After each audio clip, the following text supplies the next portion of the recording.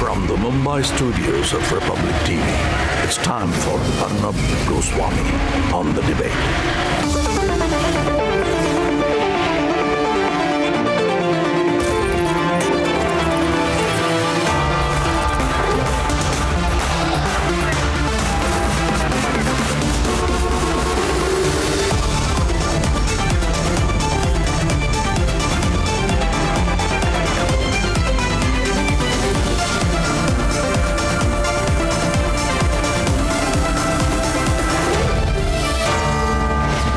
Arnab Goswami on The Debate at 10. Presented by Reliance Jio. Powered by RP Sanjeev Goenka Group, Ravin and Kentaro. In style partner, Raymond.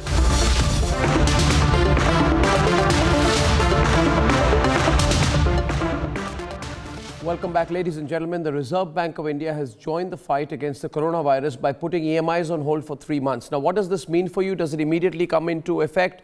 Tonight, we have divided this interactive edition, which we will have into 3 categories. 1, loan queries, lockdown questions, and medical doubts. Loan queries, lockdown questions, medical doubts, financial questions, lockdown questions, and medical doubts. So we have top bankers, doctors, and police officers who will be joining me on the panel tonight. Who knew that a contagion, which in its microscopic form looks like this, would one day threaten 199 countries and territories around the world? In India, over 700 people have been infected so far. A 3-week national lockdown is in place to ensure the curve is flattened. The Republic Network are once again appealing. We are appealing to the people of Mumbai. Listen to what is happening around you. Your city is in peril. Your country is in peril. And if we don't realize now that what is happening around us is a clear and imminent danger to the future of India, then I think we are willingly compromising ourselves. The biggest announcement of the day came in from the central bank. A huge relief for the common man, especially those who have to pay their EMIs. All lending institutions basically in the system are being permitted to allow a 3-month moratorium. I repeat, all the lending institutions are being permitted to allow a moratorium of 3 months on payment of installments in respect of all term loans outstanding as on 1st March 2020. So what does this moratorium mean for you? Any pending loan will be deferred by 3 months. This includes the principal and interest components. It also includes credit card dues and EMIs. And there won't be any impact on your credit ratings.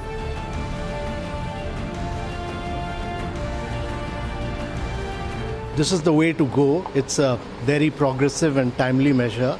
And I really compliment the Governor RBI on putting this moratorium of 3 months and also waiving of the interest and bringing down the repo rate. So don't panic, be patient, follow the lockdown and save yourself and your loved ones. Let's debate.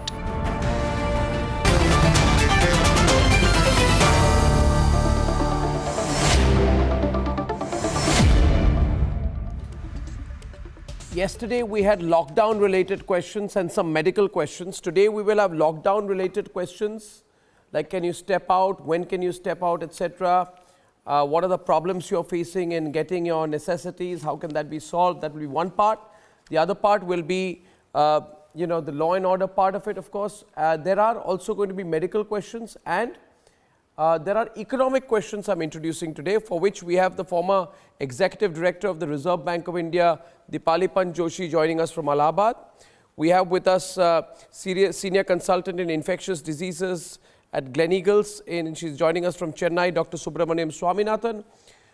We have with us the DM of South Delhi, BM Mishra. Thank you. From the civil administration perspective, we have the ADGP Law and Order of Haryana, Navdeep Virk. Navdeep, thanks.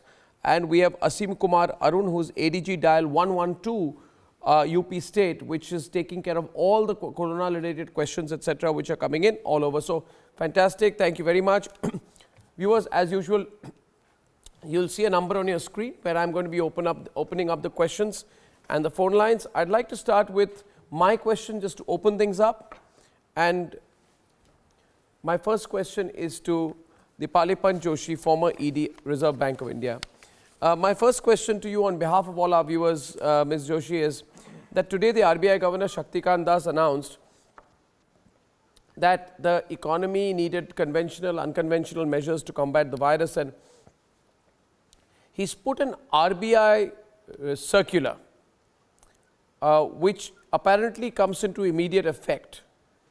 Is this an automatic moratorium for 3 months for all loan holders, private and public sector banks in this country? How does it work?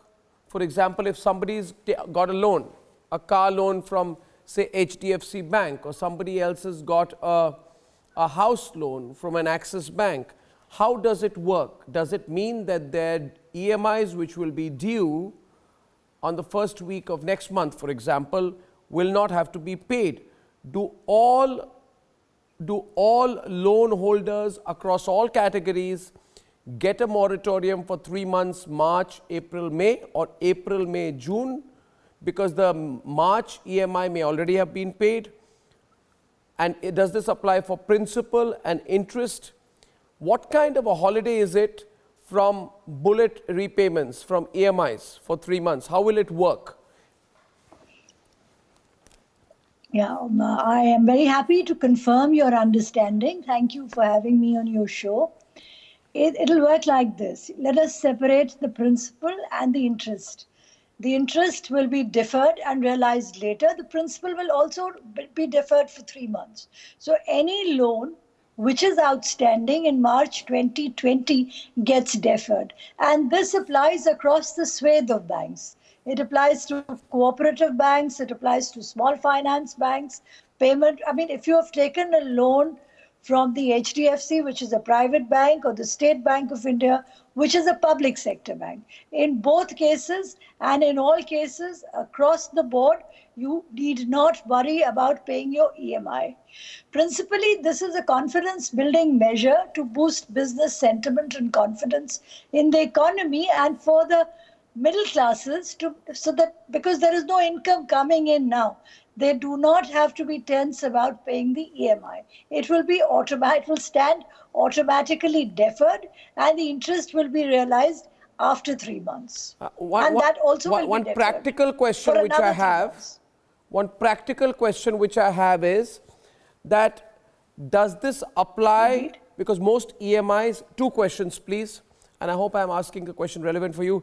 Does this apply for the EMI that will be applicable in the first week of April? Like, you know, like today is the 27th of March, so the EMIs that would have been paid next week, or so therefore is it for the payments due usually first weeks April, May and June?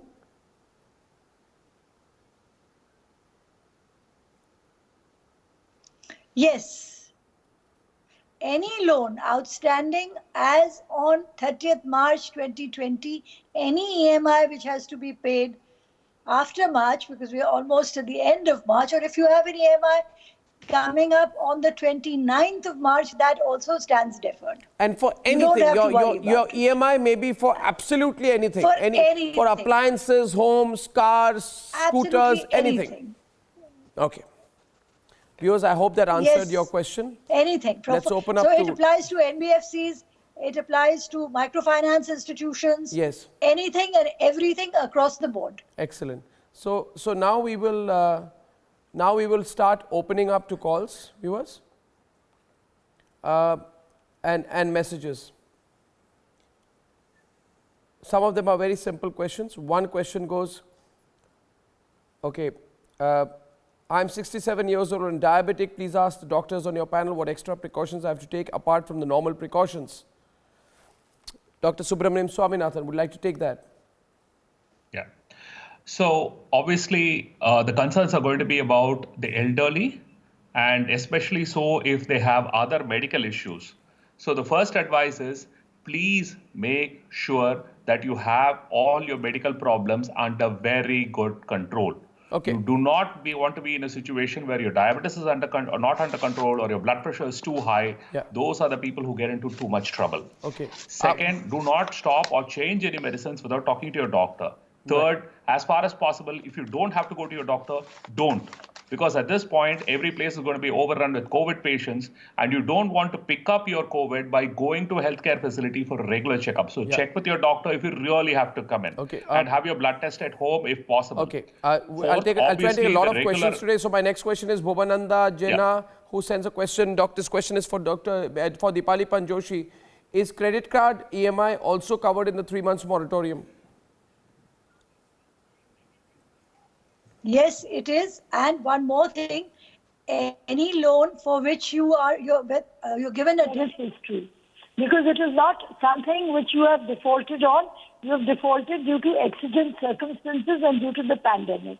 So your credit history will not be impacted. Okay, that's fantastic. That is, the credit rating agencies will not give you a downgrade and lower your Yeah, okay. Ashwini Nayak asked a question. I'd like that to be taken by the DM of South Delhi. Very relevant here. Mr. Mishra, this is for you. How to deal with really urgent services such as plumbing, appliances, repairing, and from services. And the person mentions a digital service which is used for, I'm not naming it. If people are using digital services through which they get people like electricians and plumbers home, how do we have these servicemen visit our home during the lockdown?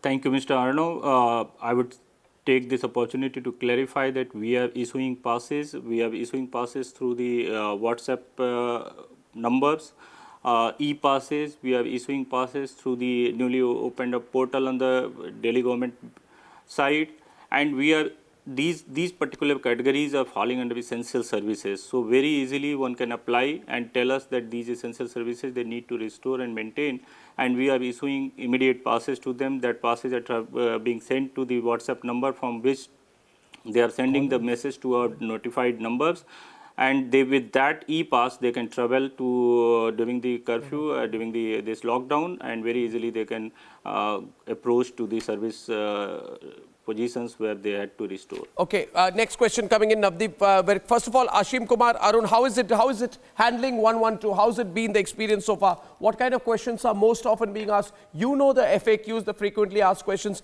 Maybe you can put some of them and answer them for all our viewers today. Mr. Arun? Right. Indeed, the last few days have been very challenging for 112. But we have a very robust system where we have a large call center and a dispatch center. And we have 4,000 police response vehicles working around the clock across the state. Normally, we get about 16 to 17,000 events per day. But now we are handling about 26,000 and the day before yesterday about 40,000 events. So the volume of the task before us has increased, but the system is very robust and we are able to deal with it. And more than that, the staff on the ground, the police response vehicle staff and the staff in the headquarters are working well. To answer the FAQs, the most common complaints we are getting are firstly about violations of the lockdown, which I see as a very positive sign because the police can't be present everywhere. But citizens are complaining and we're getting thousands of such complaints, and immediately we are rushing a PRV. What's the most common complaint, Asim? Maintained, it's observed seriously. The most common complaint after violation of lockdowns is people are I think, afraid, and they say that there are suspected corona patients around them. Okay, how do you deal with it? Well, we are dealing with it in two ways. One, if it's something accurate and there's a foreign contact or somebody who's returned from abroad, then we look at it more seriously and we dispatch a vehicle. If it's just a general complaint, then we are mapping it. We create a heat map, understand the areas where people are more afraid, and then ask the district SP and the district magistrate to run a publicity campaign in that area. People should be aware because there was nothing specific on that. Okay. First caller, Vishrant is calling in from Gurugram. Vishrant, hi. What's your lockdown question? Yeah, hi. Yeah, hi, Arnav. Very good evening. Good evening to all the learned panel members. I think all of you are decorated officers in your own.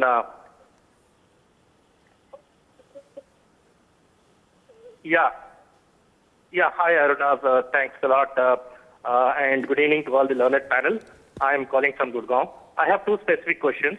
The first one is regarding the elderly. I think a part of it is answered by the doctor from Chennai. But just to go ahead, I think lockdown is the fantastic thing, the best thing that we should do, especially learning from the experience of the other countries. But when it comes to elderly, you know their mindset, right? We're all not a nuclear family. We're all staying alone. My mother is staying separately and my aunt is staying separately. They're all 70 plus. Now, if they call me and say, yes, I'm running high fever, I'm having infection because of cough, I need to see someone, I need to speak to them, there's no one to help them. Now, why can't we increase that testing dramatically, what South Africa has done? Or maybe even Wuhan, they've dramatically increased the testing so that we're able to pinpoint, yes, we have so many infections, at least for the elderly. Because more delay you do for the elderly, it is going to increase the mortality rate. Yeah. Who would like to take that? The doctor or maybe, I think Dr. Swaminathan can take that, yeah. That's a tough question. Yes, we want to see an increase in the number of testing being done.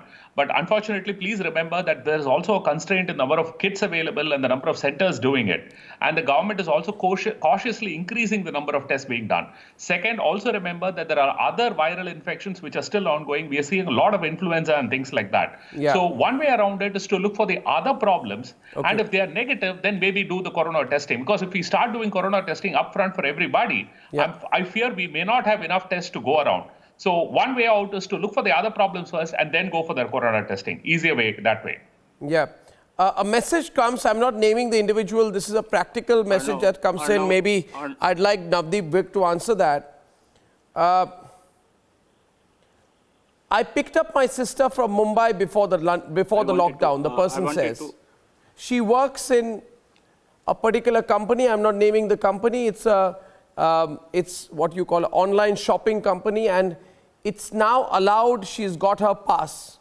She's got the pass. So the person is working in a company where she's eligible for a pass, the person's sister. How can I drop her back to her place in Mumbai and come back to Pune in my car without restrictions imposed by the police? I'm not sure if you can do that, but Navdeep, you'd like to take that.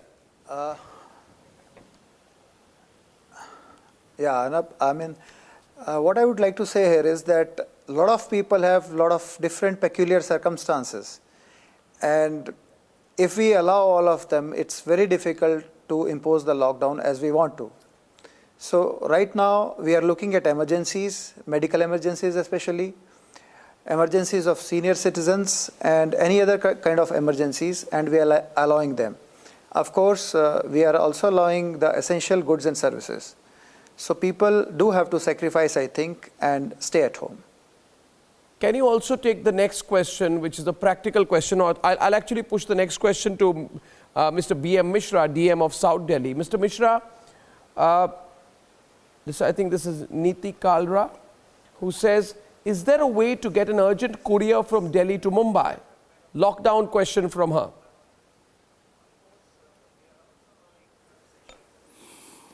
Mr. Arno, perhaps all transport facilities since have been stopped after this lockdown. Any courier services, I doubt that they are under operation. If at all any courier which is lying at some of the station in Delhi, if it has already arrived at Delhi and she feels it extremely urgent and emergent for a life and death problem, so we can assist her to obtain that courier with the help of the passes or with the help of a special messenger.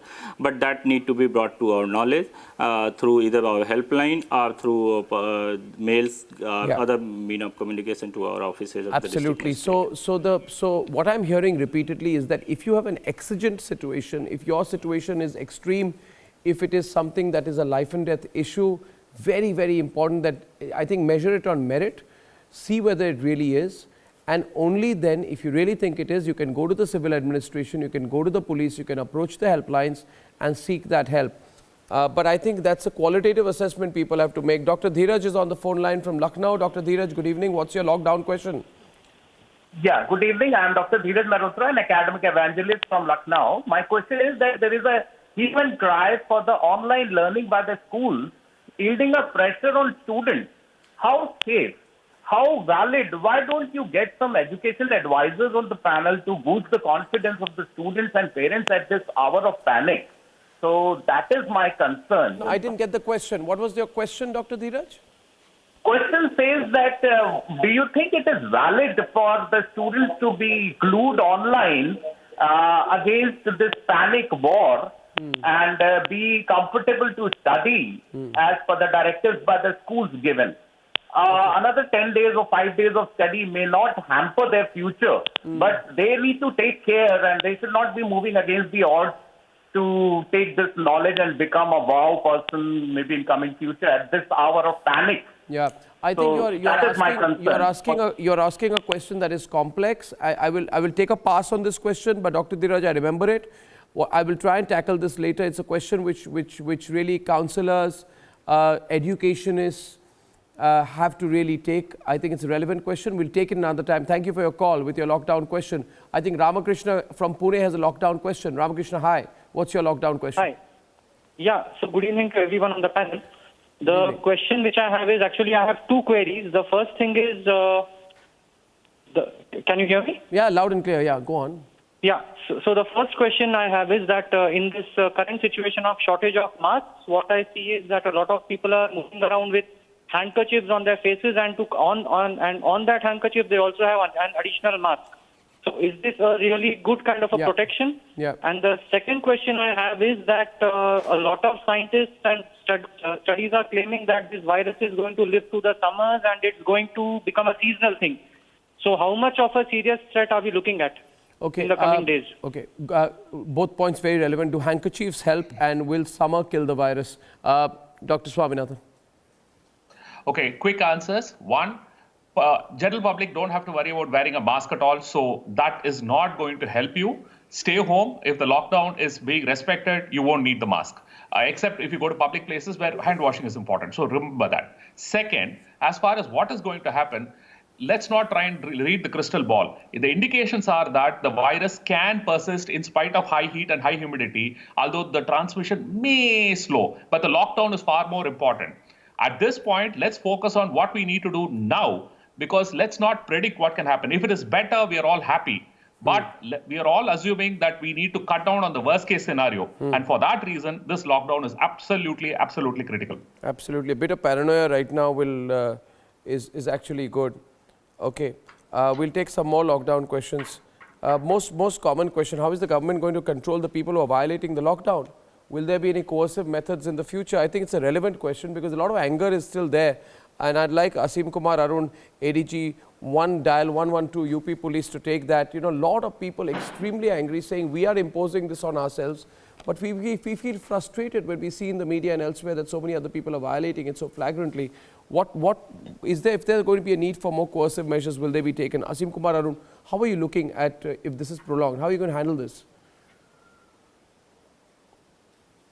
You're right. There was a need for coercive action in the first few days, but now it is more of instructions and counseling, and it is working nicely.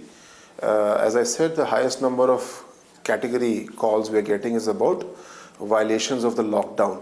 And these are some irresponsible people playing cricket or something like that. Police vehicles are reaching and shutting that down promptly. The number of calls which we got yesterday is actually about half today. So people are becoming responsible. The government's publicity campaign and the imposition arrangements are, I think, working well. We will have to maintain the momentum, and with the help of the media, people will understand that what they can do and what they cannot. I think so. You know, I think terrific. Mumbai police also doing a terrific job. They've actually been going around in their jeeps with loudspeakers in some of the most crowded areas, telling people about the medical facts and why they need to stay indoors. Mala is calling in from New Delhi. Mala, hi. What's your lockdown question? Hi, Arnab. Yeah, my question is that since I'm asthmatic and symptoms, as what I read of COVID-19, are pretty much same as of asthma. So how do I really identify what is the difference between the two? Can I get the second part of your question, Mala? You said that you were asthmatic, Yeah. but I didn't get the second part. Yeah. Yeah, so the thing is that how do I identify that? Because, asthma starts with the same symptoms, like, you How first do you get the identify yourself? cold, then you get the cough, then you get the breathlessness. Yeah. So it's all the same symptoms as COVID-19. So how do I identify what is the difference? Yeah. So the question is, Dr. Swaminathan, that the initial symptoms she believes of COVID and of an asthma attack could be similar: dry cough, lack of breathlessness, etc. How do you identify between the two? Mala, she's answering your question now. Yes, Dr. Swaminathan. Not always a very simple answer. Long story short, if you have upper respiratory symptoms like a runny nose and sneezing and things like that, that's unlikely to be COVID. If you don't have a fever, again, the probability of COVID is fairly low. So do not worry about that. Again, you're the kind of person who needs to respect the lockdown and stay home as much as possible, because you're the vulnerable category. So the more you stay at home and the more you're careful about yourself, the less likely you are to need COVID help. And again, make sure that you take your asthma medicines absolutely as per advice, and don't let that be an extra problem in terms of figuring out if this could be COVID. Okay, taking a lot of calls again as usual. So many calls yesterday. Arun is calling in from Hyderabad. Hi, Arun. What's your lockdown question? Hi, Garnab. Kudos to you. I bow for your service to the society. Thank you. Thank you. My question is, I don't know, being a responsible citizen, I don't know whether I can ask this question, but unfortunately, I'm locked up in Hyderabad. I belong to Chennai. I'm staying alone here. My family is in Chennai. Is there any possibility that I can move down in my own car to Chennai? Something like, any possibility? I'm really sorry for asking this question. That's all right, Arun. It's a common question, and I don't think you need to be apologetic about it. The whole idea of doing this program is to connect with each other freely. I would request maybe any of our two police personnel on the program tonight to answer that. Navdeep, you'd like to take that. A similar question can be asked, for example, in the context of Haryana, moving from Haryana to Punjab or to Delhi. Suppose somebody is in Gurgaon and wants to go to Delhi, crossing the state boundaries. Is it possible in some exceptions? Yeah. So I like to answer this in two parts. One, for Haryana, what we have done is we have opened an online portal. The address is saralharyana.gov.in. So any citizen of Haryana can apply on that online, and he'll get the pass on his SMS or email, and he can travel with that. But that is mostly for medical emergencies and government personnel. So, but there are hundreds of other possibilities where the person needs to travel. So what is happening across the country right now, and also in Haryana, that this discretion or this kind of decision-making authority has been given to the local authorities. So I would suggest all such people to approach the local district magistrates and the district superintendents of police. How are you going to differentiate, Navdeep, into what is essential and what is not? How will you differentiate? Because if you really open up, then everybody could give a valid reason, especially in places which are closed, like Gurgaon to Delhi. Everybody is going to give a quote-unquote valid reason for going. Yeah. How do you have the apparatus to differentiate and to sort out, especially since you said it was online? So online we are only entertaining mostly medical problems, medical emergencies that we are giving online. But all other, we have to appreciate that people could have a lot of other issues which cannot be, defined in a uniform manner. And we cannot just say no to all the other problems. I agree, but this applies everywhere across the country. All police personnel, all let me push that to Mr. Mishra. Mr. Mishra, this is more or less what would apply everywhere, whether Chandigarh, Hyderabad, West Bengal, Haryana, that if you have a genuine reason to move across interstate boundaries in your own vehicle, you can put in an application online through the helplines and try and get a clearance.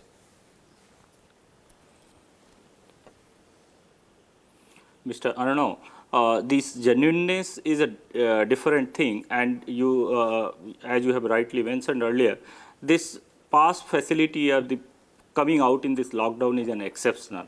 And exception comes when the necessity arises to that level that one cannot live without that particular exceptional outing. like one has to procure certain goods which are essential for their living.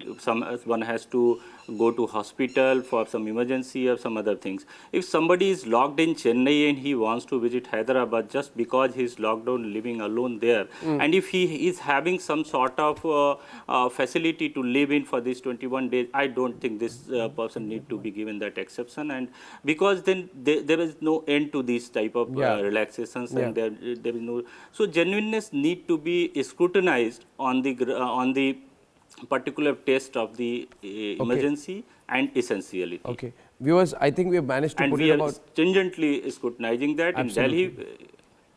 In Delhi.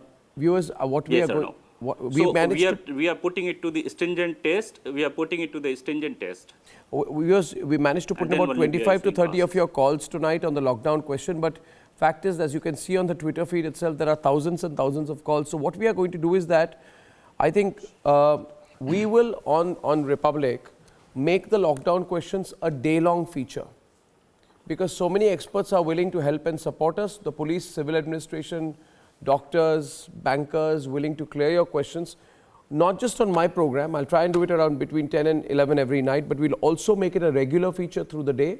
So maybe every half an hour we'll have a small segment of lockdown questions, and we will also use other technology, video conferencing, etc., to try and get you on it.